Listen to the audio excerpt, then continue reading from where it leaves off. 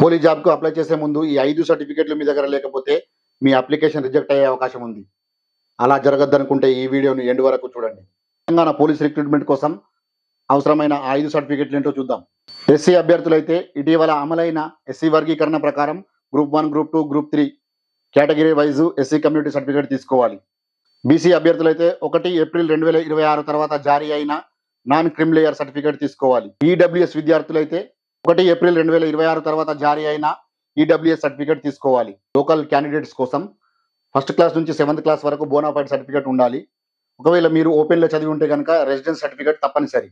Special category అభ్యర్థులు అంటే ఒకవేళ మీరు ఆల్రెడీ కానిస్టేబుల్ అయి ఉన్నట్టయితే పోలీస్ ఎగ్జిక్యూటివ్ సర్టిఫికేటు, ఒకవేళ హోంగార్డ్ అయి ఉన్నట్టయితే పోలీస్ మినిస్ట్రియల్ సర్టిఫికేటు, ఒకవేళ పోలీస్ కుటుంబానికి చెందిన పిల్లలైతే children's of police personnel certificate తప్పనిసరి తీసుకోవాలి.